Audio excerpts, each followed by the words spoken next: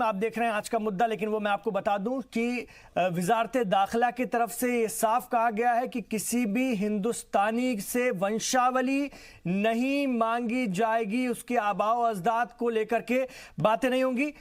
शहरियत तरमीमी कानून को लेकर पूरे मुल्क में लेकिन बवाल अभी भी थमने का नाम नहीं ले रहा है। इस बीच कुछ वज़राए आला की जानिब से इसे अपनी रियासतों में नाफिज नहीं करने के फैसले पर वजारत दाखिला के ज़राए ने बड़ी जानकारी दी है।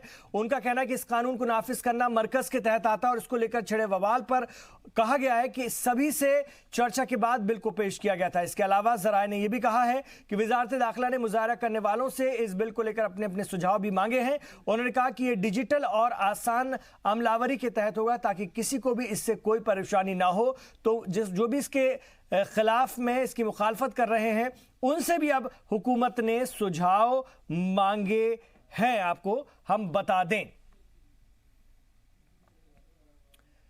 प्रताड़ना बहुत बढ़ गई और वो जिल्लत की जिंदगी लेकर आए हैं, तो हमारा कर्तव्य है और इसलिए कानून बनाया है जी। तो इस पर जो हाय तौबा कर रहे हैं ये बहुत दुर्भाग्यपूर्ण है। हमारी सरकार लोकतांत्रिक तरीके से चलती है। जो बात करके समझना चाहते हैं, हम बच्चों से भी बात करने को तैयार हैं, लेकिन जो हिंसा फैलाएंगे, जो टुकड़े टुकड़े गैंग के साथ चलेंगे, जो अर्बन नक्सलाइट माओवादी देश को तोड़ना चाहते हैं, तो उनके खिलाफ सख्ती भी होगी। ये मैं आपसे कहना चाहता हूं जी।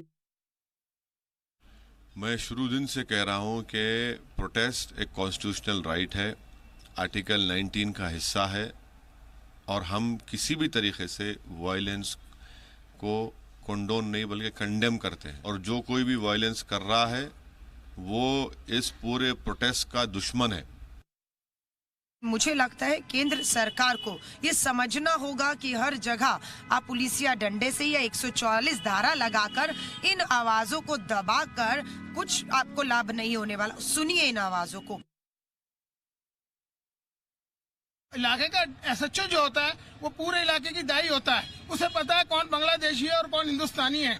आप उन लोगों की जिम्मेदारी लगाइए। आप ऐसे कैसे कह सकते हैं कि कोई भी आदमी हिंदुस्तानी नहीं है अगर डॉक्यूमेंट नहीं है? डॉक्यूमेंट एसएचओ से कहिए, वो पूरे कराएगा।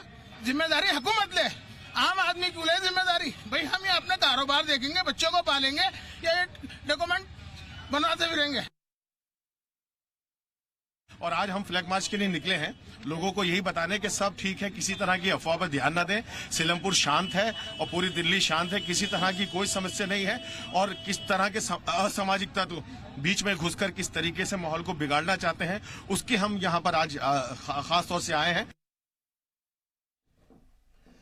तो आपने देखा अलग अलग रद्द-ए-अमल भी सामने आए हैं, लेकिन एक बार फिर बड़ी खबर आपको बता दें कि वजारत दाखिला की तरफ से ये कहा गया है कि किसी भी हिंदुस्तानी को परेशान करना कोई मकसद नहीं होगा और किसी भी तरह की वंशावली नहीं मांगी जाएगी। ये अभी तक बातें साफ होकर के निकल कर आ रही हैं। इस बीच दिल्ली में आज भी मुजाहरे हुए हैं, उत्तर प्रदेश में मुजाहरे हुए हैं। बाद नमाज जुमा आज दिल्ली में शाही जामा मस्जिद के बाहर मुजाहरा शुरू हुआ और उसके बाद शाम तक ये जारी रहा। और थोड़ी देर पहले हमने आपको दिखाया था दिल्ली गेट इलाके में एक गाड़ी में आग लगा दी थी और पुरतशद्दुद यहाँ पर मुजाहरा हो गया था। सुरक्षा बलों ने, हिफाजती एहलकारों ने इलाके का मुहासरा किया और लोगों को वहां से अलग किया है, खदेड़ा। ये तस्वीर भी हम आपको दिखा रहे हैं, थोड़ी देर पहले की है, जब दिल्ली गेट इलाके में एक गाड़ी को आग लगा दी गई थी। हालांकि आग पर काबू पाने की कोशिशें जारी हैं। आपको बता दें तो राजधानी दिल्ली के दिल्ली गेट इलाके में प्रदर्शन हुआ है, इस पर भी हम बात करेंगे। लेकिन इस बीच मैं आपको बता दूं, कल से जी सलाम अपने प्लेटफॉर्म से दिखा रहा है और लगातार हम आपको ये हमारे फेसबुक पेज पर भी जी सलाम के हम आपको ये आप इसको पढ़ सकते हैं। भारत सरकार ने भी 13 सवाल और उनके 13 ही जवाब लिख करके लगा दिए हैं सीए और एनआरसी के हवाले से, ताकि लोगों का जो कंफ्यूजन है वो दूर हो। उस पर हम लगातार बात कर रहे हैं, आज भी इस पर बात करेंगे। थोड़ी देर पहले हमारे फेसबुक पेज पर भी हम लोग साथ थे और उस पर भी हमने इस पर तफसील से बात की थी। राहुल लाल भी मेरे साथ थे जो इस वक्त हमारे मुअज़्ज़ज़ मेहमान हैं। चलिए मैं तारुफ करवा दूं, इस वक्त मेरे साथ स्टूडियो में तशरीफ फरमा है बहुत खास लोग। मेरे साथ इस वक्त मौजूद हैं सरकार की तरफ से, जो कि भारतीय जनता पार्टी के लीडर भी हैं, स्पोक पर्सन भी हैं एमआरएम के, सैयद यासिर जिलानी साहब। उच्च शिक्षा समिति में आप एचआरडी मिनिस्ट्री के सदस्य भी हैं। सैयद यासिर जिलानी साहब, खैर मकदम है आपका। मेरे साथ इस वक्त मुदस्सिर हयात साहब स्टूडियो में तशरीफ फरमाए, सियासी तज्जियाकार हैं। तो हमारे साथ इरशाद अहमद साहब भी हैं, कांग्रेस पार्टी के लीडर हैं और एक्स प्रेसिडेंट हैं एएमयू ओल्ड बॉयज के। सर खैर मकदम है। और हमारे साथ राजीव रंजन है, सीनियर एडवोकेट एडवोकेट हैं सुप्रीम कोर्ट के, और हमने अपने साथ राहुल लाल जी को रखा है, जिनसे अभी थोड़ी देर पहले आप फेसबुक पर भी मुखातिब थे। सियासी तज्जियाकार हैं, एक बड़े जर्नलिस्ट माने जाते हैं इस देश के। आप इनके आर्टिकल्स अलग अलग अखबारों में पढ़ते रहते हैं। मैं सबसे पहले सैयद यासिर जिलानी साहब आपके ही पास आऊंगा। यासिर जिलानी साहब, आप सीधे सरकार से जुड़े हुए हैं, मैं आपसे पूछना चाहता हूं, वजारत दाखिला ने अभी कहा है, आज ये बात अभी थोड़ी देर पहले कही है कि कोई वंशावली नहीं मानी जाएगी। कल आप लोगों ने ये 13 सवाल और उसके जवाब जारी कर दिए थे कि एनआरसी अलग चीज है, सीएए अलग चीज है। एनआरसी के बारे में अभी सिर्फ ऐलान किया गया और बहुत सारी चीजें जो हम लगातार बता रहे हैं, इस पर सवाल भी आप लोगों से रख रहे हैं। तो ये सारी सूझी आपको अब क्यों, जब झारखंड के चुनाव खत्म हो गए? ये कौन सी सियासत है, ये कौन सी राजनीति है? और ये बवाल जो है, अगर दूसरे सियासी जमातें अपनी राजनीतिक रोटी सेकने के लिए कर रही हैं, तो क्या आपकी सियासी जमात नहीं कर रही है? देखिए, आपके तीखे सवाल आते हैं, मुझे मालूम है, आप अच्छे सहाफ़ी हैं, ये भी मुझे मालूम है।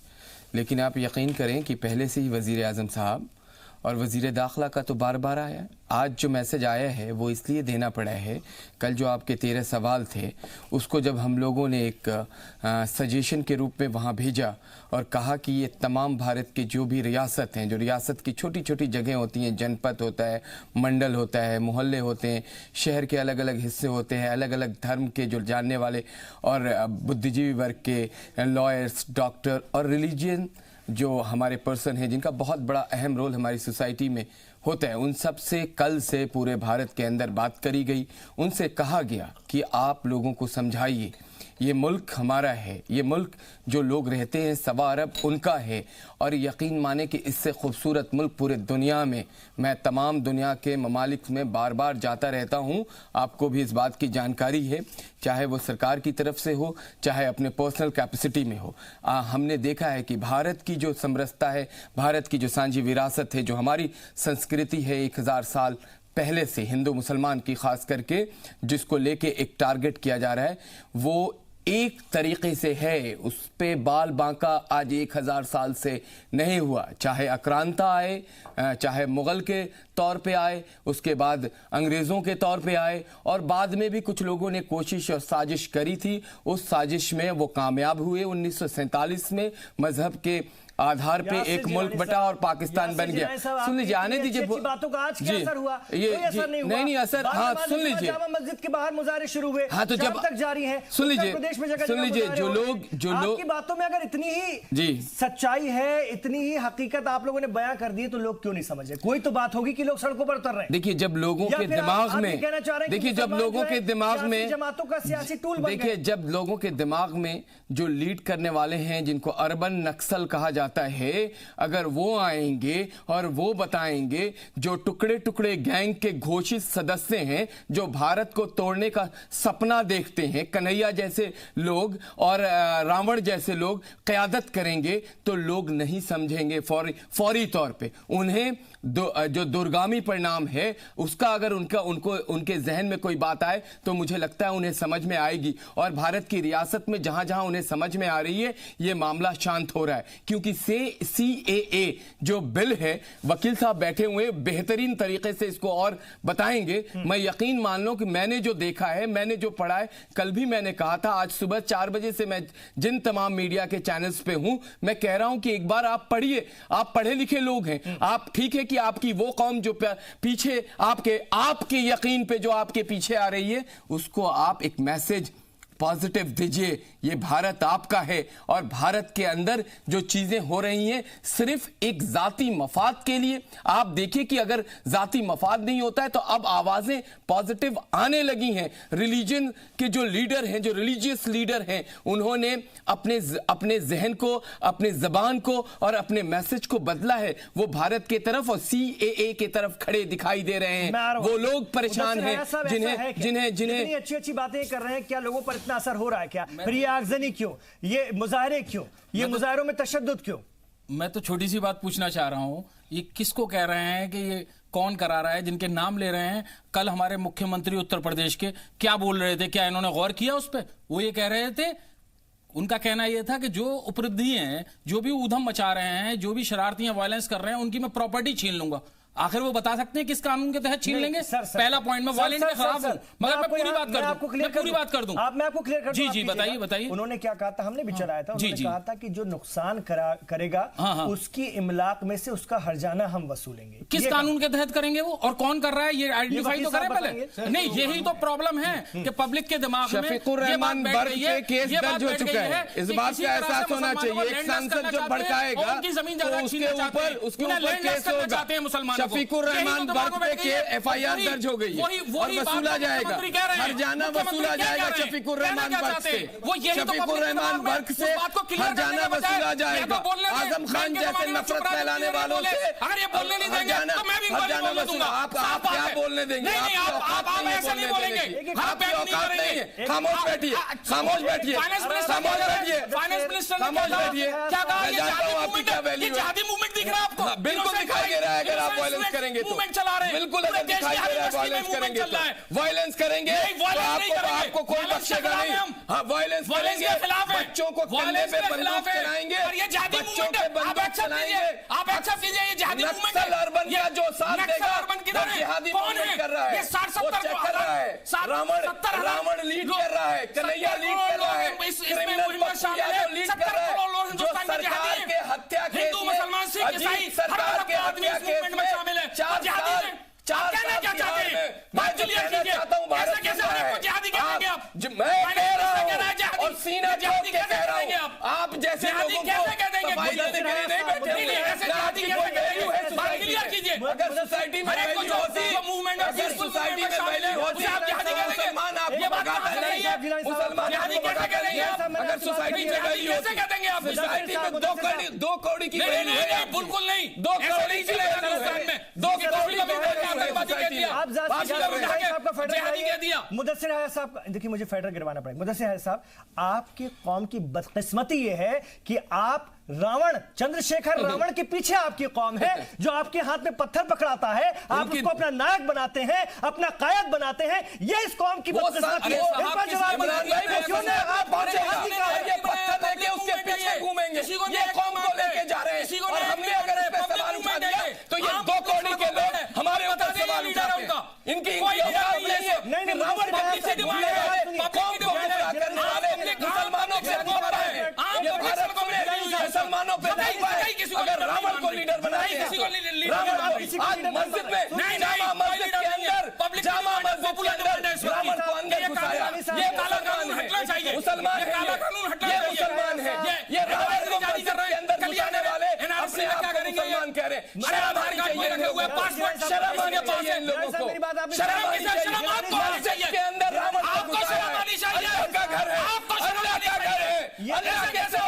अल्लाह के सिवा किसी के सामने झुकना मना है। और ये 2 कौड़ी के लोग रावण जैसे मुजरिम को जो जेल से आया है उसको नहीं, ऐसे बहस नहीं होगी। ऐसे यासिर जिलानी, मुदस्सिर हयात साहब सुनिए ना, मुदस्सिर हयात साहब, यासिर जिलानी साहब आप खामोश रहेंगे, आप खामोश रहेंगे। जिलानी साहब, मैंने आपसे बात कर लेना थोड़ी देर के लिए, मेरे सवाल पूरे होने दीजिए। जिलानी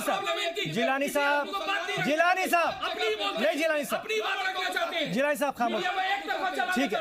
नहीं, ऐसे नहीं चलेगा, ऐसे बहस नहीं चलेगा। किसी को दस्तावेज, पुराने दस्तावेज निकालने पड़ेंगे दिखाने के लिए कि उनकी जमीन है, कि वो पैदा कब हुए, कहाँ हुए। अगर आपकी दादी को दिखाने हो तो दिखा पाएंगी? तो किस स्थिति में डाल रहे हैं देश को? जिस तरह से नोटबंदी के लिए लाइन में खड़ा किया था, उसी तरह से अब ये चाह रहे हैं कि इस मुद्दे पे लाइन में पूरा देश खड़ा हो। कौन अफेक्ट होगा इससे? जो अमीर है वो तो पासपोर्ट दिखा देगा, जो गरीब है वो क्या करेगा? जो डेली वेज के लेबर हैं वो क्या करेंगे? हिंसा भी हो रही है। जो डेली वेज के लेबर है, जो I agree with you. I've just come to say hello. I've come. Yeah. I agree with you. But no, I understand that. I'm fully with you. And in fact, that's why I came quietly. I don't want to make a drama here. I just came for solidarity towards it. Okay, and to say we're with you and we stand with you. And listen, if you prefer, we'll go quietly. Ma'am, violence नहीं हो रही है। हाँ कोई message है ना, she has something to say. कुछ कहना चाह रही हैं? मैम वायलेंस भी हो रही है, वायलेंस के लिए कुछ कहेंगी आप? जो भी प्रदर्शन है शांतिपूर्वक होने चाहिए. देश के युवाओं के लिए कोई मैसेज देना चाहेंगे मैम?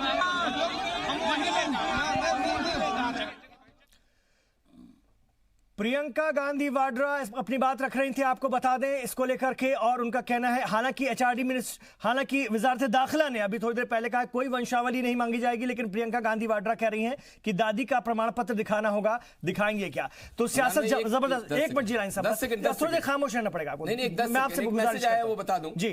देखिए, जब क़यादत रावण जैसे लोगों पे अपने मौलाना, अपने मुफ्ती, अपने उलमा इकराम के अपने उलमा इकराम के अलावा जब इस तरह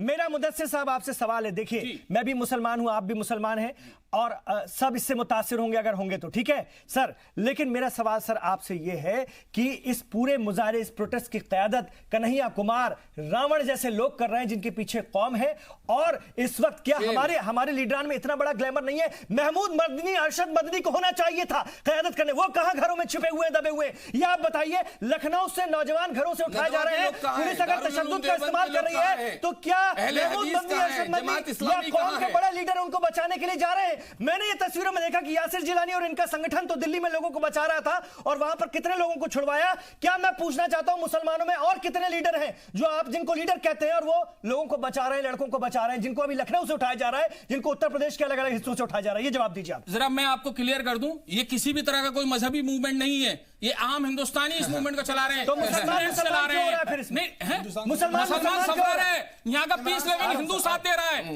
यहाँ का पीस लविंग हिंदू साथ दे रहा है. इंसाफ पसंद हिंदू साथ दे रहा है. क्रिश्चियन साथ दे रहा है. सिख साथ दे रहा है. ये खाली मुसलमानों का मूवमेंट नहीं है. जमात इस्लामी समझ जाइए. बिल्कुल हिंदू साथ नहीं दे रहा. बिल्कुल हिंदू साथ नहीं दे रहा. 1000 में से 50 हिंदू होंगे जो साथ दे रहे हैं. अरे 50 इंसाफ पसंद हिंदू साथ दे रहा है. मुसलमानों का प्रोटेस्ट बन गया. ऐसा नहीं है, पता ही नहीं है. ये मैनिपुलेट की जा रही है बात. पसंद नहीं है. हर जगह इंसाफ पसंद हिंदुस्तानी साथ दे रहा है. इंसाफ पसंद हर हिंदुस्तानी साथ दे रहा है. इंसाफ की बात है. अगर ये हिंदू समाज का प्रोटेस्ट हर यूनिवर्सिटी में अगर हिंदू समाज का गौर करके देखिए. मुदस्सिर साहब, हिंदू समाज का साथ होता ना तो आज बाद नमाज जुमा इतना बड़ा प्रोटेस्ट नहीं करना पड़ता. अरे साहब, जुमे के बाद समाज का साथ होता तो नमाज जुमा के बाद मुसलमानों को इकट्ठा नहीं. कल थर्सडे था, कल क्यों हुआ? कल पूरे देश में प्रदर्शन हुआ. कल का तो आप नहीं जिक्र कर रहे. कल भी तो पूरे देश में प्रदर्शन हुआ. किस दिन नहीं हो रहा? परसों भी हुए हैं प्रदर्शन. रोज प्रदर्शन हो रहे हैं. आप ये कैसे कह सकते हैं कि खाली जुमे के दिन प्रदर्शन हुआ? कल मुंबई में 2 लाख आदमी, मैं बताना चाहूंगा ये प्रदर्शन नहीं कहा जा सकता है. कल बॉम्बे में 2 लाख आदमी सड़कों पे था. 2 लाख आदमी बॉम्बे में सड़कों पे था. इमरान साहब, अगर इसको ये प्रदर्शन का नाम देते हैं तो फिर तो एक कॉन्स्टिट्यूशन को गला घोट रहे हैं. इनके जैसे जो लोग हैं, इनके जैसे जो देश में निकले हुए लोग हैं, कॉन्स्टिट्यूशन और आर्टिकल 19 को गला घोट रहे हैं और आर्टिकल 14 की परिभाषा समझाने चलते हैं. हाँ, इरशाद अहमद साहब, चलिए मैंने मान लिया मेरी कौम का मुजाहरा है, मेरी कौम का प्रॉब्लम है, सबका प्रॉब्लम यही मान लिया. लेकिन जो मुसलमान लड़के उठाए जा रहे हैं उनको बचाने कौन कौन जा रहा है? उनकी हिफाजत कौन करने जा रहा है? ये भी बताइए. कौन छुड़वाएगा उनको कौन छुड़वाएगा? ये बताइए. आप भी तो कांग्रेस के लीडर, बताइए. पूरी टीम लगी हुई है. बिल्कुल झूठ बोल रहे हैं. देखिए, पहले दिन प्रियंका गांधी वाड्रा जी अभी कह रही थी कि दादी जी का सर्टिफिकेट दिखाना पड़ेगा. HRD मिनिस्ट्री का उन्होंने अभी तत्काल जारी हुआ, वो पढ़ा नहीं लगता है, और वो राजनीति नॉनसेंस इलिटरेट उनका सारा आ रहा है, जो भी आ रहा है. इमरान भाई, ये बताइए कि आपके घर में कोई घुसा है, क्या करेंगे आप? उसको निकालेंगे कि अपने घर वाले का सर्टिफिकेट मांगेंगे? आप एनआरसी है क्या? सर, एनआरसी की बात नहीं हो रही है ना. आपके पास स्पीड पोस्ट आया है क्या एनआरसी के बारे में? ये एनआरसी का सवाल पूछा है इन्होंने. एनआरसी का सवाल पूछा है. आप जो रही है ऐसा करा जैसा लग रहा है देश में एनआरसी होने ही वाला नहीं है. एनआरसी आप कर दो ना. आपके पास नोटिफिकेशन कर दो. एनआरसी कौन कह रहा है कि एनआरसी नहीं होगा? ऐसा है आप बता दो कि एनआरसी कैसे होगा? ये सुप्रीम कोर्ट इसको गाइड कर रहा है. पार्लियामेंट में ऐलान किया है होम मिनिस्टर ने कि एनआरसी होगा. अलग था भाई. अभी एनआरसी की अभी सीए पे बात कर लो ना. इरशाद साहब, मुझे इसका जवाब चाहिए. जोड़ के जरूरत नहीं है. इरशाद साहब, आपके जैसे लोग हैं जो गलत ढंग से जोड़ते हैं और देश को भ्रमित करते हैं. इसमें जोड़ने की जरूरत क्या है? एनआरसी अलग है और आपका सीए अलग है. दोनों को जोड़ देंगे, कैसे जोड़ देंगे? राजीव जी बड़े समझदार वकील है, जरा खामोश. नहीं, गलत कम से कम टीवी के माध्यम से आप अपना टाइम आ गया तो बोलना ना. मैं इरशाद जी आपसे जानना चाहूंगा, इरशाद साहब आप ये बताइए मुझे, जिनकी गिरफ्तारी लखनऊ और उत्तर प्रदेश में इतने बड़े पैमाने पर हुई है, जिनकी हलाकतें हुई हैं, जिनके यहाँ ये भी एक सच्चाई है, जिनके घरों में तोड़फोड़ हुई है, उसकी जिम्मेदारी कौन लेगा? उनको छुड़वाएगा कौन?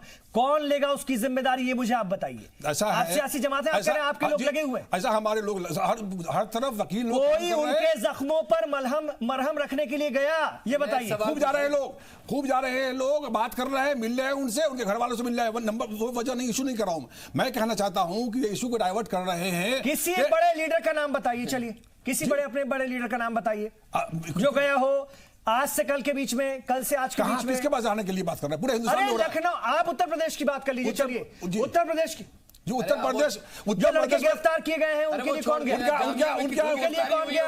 नहीं, उनके आज जितने भी लोग हैं प्रोटेस्ट में जामिया के कितने बच्चे गिरफ्तार किए गए थे वो बता दीजिए, अगर ये बता दे। मैं कह रहा हूं ये इमरान साहब ऐसा है कि ये इशू को डाइवर्ट कर मत कीजिए। ये जो इशू है वो सिर्फ और सिर्फ आप कह रहे हैं मुसलमान कर रहा है, पूरे नॉर्थ ईस्ट में दूसरे लोग कर रहे हैं, मुसलमान तो कर नहीं रहा नॉर्थ ईस्ट में, तो उसका नाम क्यों नहीं लेते आप? अब पूरे मुल्क भर के मुल्क गिर तहरीक चल रहा है और तहरीक करना जमहूरियत का हिस्सा है, तो उसको अगर कर रहा है तहरीक तो उससे क्या इतराज हो रहा है? आप करना नहीं, तशद्दुद नहीं कर रहा है। गाड़ियों में आग कौन लगा? तशद्दुद दिल्ली में तो पुलिस ने लगाया है, दिल्ली में पुलिस ने लगाया है, दिल्ली में पुलिस ने लगाया है और उसको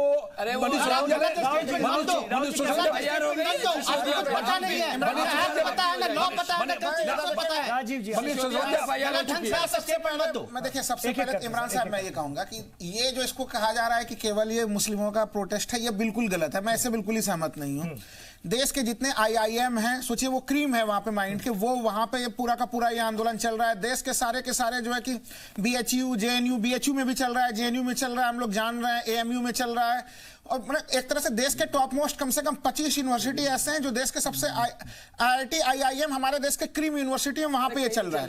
एम्स में चल रहा है, देखिए आप सुन तो लीजिए, बिल्कुल चल रहा है। आपको अगर नहीं दिख रहा है, आपको नहीं दिख रहा है और आप नहीं दिख रहा है तो आप देखिए ना, आप अपने समय में बोल लीजिएगा। मैं आपको भी सेंस है, कोई नहीं चला रहा है, बिल्कुल चल रहा है भैया। आप अगर जैसे लोग हैं उनको दिशा कोई किसी को दिशा भ्रमित नहीं कर रहा है। शांतिपूर्ण प्रदर्शन लोकतंत्र में हर शांतिपूर्ण प्रदर्शन को क्या कर रहा है? अगर आप ये बताइए, कल बंबई में प्रदर्शन हुआ, राजीव जी, बता दो बंबई के प्रदर्शन में क्या पत्थर भी चला? आपको पता है? हजारों की संख्या में लोग आए और चले गए। ये जानबूझ के उत्तर प्रदेश में जो प्रदर्शन हो रहा है इसको उकसाया जा रहा है, राजनीतिक रोटी सेकने के लिए इसको किया जा रहा है। मैं स्पष्ट नक्सली कर रहे हैं, किसकी जिम्मेदारी थी? अगर उत्तर प्रदेश में सर इमरान साहब खाली एक लाइन में आखिरी बार सब लोग कह रहे हैं, सर आप भी कह रहे हैं ये बात, राजीव जी सब लोग कह रहे हैं ये सबका आंदोलन है। मैं भी चाहता हूं ये सबका आंदोलन बनता, ठीक है, अगर ये सबका विषय तो सबका आंदोलन बनता, लेकिन हम जितना देख पा रहे हैं और समझ पा रहे हैं 100 में से 20 हिंदू होगा। मैं हिंदू मुसलमान इसलिए कर रहा हूं क्योंकि हर जगह मुसलमानों ने इतनी जल्दबाजी दिखाई कि इसको अपना आंदोलन बना लिया। नॉर्थ ईस्ट से जो शुरुआत हुई तो ऐसा लगा कि सारा कुछ मुसलमानों पर ही आ गया। राजीव रंजन जी, मुसलमानों ने इसको अपना आंदोलन बना लिया, नहीं है हिंदू। कितनी हिंदू तंजीमें हिंदू सड़कों पर है मैं तो नहीं देख पा रहा हूं। स्टूडेंट्स में भी हम देख रहे हैं यूनिवर्सिटीज में मुसलमान मुसलमान मुसलमान, और ये एक तरफा मुसलमान आंदोलन हो गया जिसका खामियाजा मुसलमानों को भुगतना पड़ेगा। बिल्कुल, एक्चुअली जो भी हमारे मुसलमान भाई इस आंदोलन में, उनको वो हम कह सकते हैं कि अपने आप से आए नहीं है, उनको सियासी एक टूल का जो भी जहां जहां लोग बैठे हुए हैं उनको आगे किया है। मैंने कल देखा है कि जो टीवी चैनल के माध्यम से उनसे अगर पूछा जा रहा था कि आप यहां पे क्यों आए हो, उनको पता नहीं है। CAA क्या है वो पता नहीं है, CAB क्या है वो पता नहीं है। इसका मतलब क्या है? इसमें जितने लोग हैं जो टुकड़े टुकड़े गैंग हैं, नहीं पता है, आपको पता है, आपको नहीं पता, आपको भी पता नहीं है, इसलिए आप बात कर रहे हैं। अगर आपको पता होता, अरे भैया NRC की बात नहीं हो रही है, NRC की कोई बात नहीं है। मैं कॉन्स्टिट्यूशन लेकर बैठा हूं, मैं बताता हूं NRC की कोई बात नहीं हो रही है। आप जो आप बात कर रहे हैं यहाँ पे किस चीज के लिए बात कर रहे हैं? जी नहीं मालूम है। आपको मालूम होता तो आप इस तरह का डिफाइन नहीं कर सकते। आपको कुछ भी नहीं मालूम, नॉलेज नहीं है, ABCD की जानकारी नहीं है, आदमी को मालूम है। राजीव जी आप पूछ लीजिए, राजीव जी क्या मैं बता रहा हूँ, बताइए कि क्या ये केशवानंद भारती के अंतर्गत जो संविधान का आधारभूत ढांचा दिया गया था उसका है सर इसमें मैं बता रहा हूँ, मैं दूसरा बता रहा 9 जजेज का जजमेंट आ चुका है आपकी वोटिंग पे। आप केशवानंद भारती को छोड़ दो, 13 सदस्यीय खंडपीठ को माना जाएगा कि 9 सदस्यीय खंडपीठ को माना जाएगा? आप छोड़िए खंडपीठ को, इसके लिए सुनिए, देखिए संविधान फिर कैसे छोड़ेंगे? 13 सदस्यीय खंडपीठ का डिसीजन माना जाएगा कि 9 सदस्यीय खंडपीठ का माना जाएगा? और अगर आपको किसी तरह का कोई प्रॉब्लम है, आप सुप्रीम कोर्ट जाइए, वहां पे आप फाइल कीजिए, वहां पर आर्गुमेंट कीजिए। आपको एक गुंडागर्दी करने के लिए रोड पे नहीं आने दिया जाएगा। गुंडागर्दी करेंगे, आप इनोसेंट लोगों को पैसे लगाएंगे, गोली चलाएंगे, ये आप एक ब्रेक लेते हैं। आर्टिकल 19 का बहुत गंभीर, ठीक है राजीव जी, एक एक करके देखिए, एक एक करके सर एक एक करके, ठीक है सर, आ रहा हूँ। लेकिन ये भी इस तहरीक की ये भी सच्चाई है, मिल्लत के लोगों को भी समझना चाहिए इस तहरीक की ये सच्चाई है कि 13 तारीख से 15 तारीख तक कोई सियासी जमात, कोई सेकुलर पार्टी इसकी मुखालफत में, इसके खिलाफ रोड पर नहीं आई थी, ना कोई बात हुई थी। अचानक उसके बाद कांग्रेस एक्टिव होती है और लोग सड़कों पर उतर आते हैं, ये भी एक सच्चाई है। इस पर सियासी बात करने की जरूरत है, कहीं ना कहीं इसके पीछे अगर सब सियासत कर रहे हैं तो सबकी सियासत उजागर भी होनी चाहिए। बहरहाल सरकार ने कहा है कि हम सुझाव लेना चाहते हैं, जो मुजाहिरीन हैं उनको भी सुनना चाहते हैं।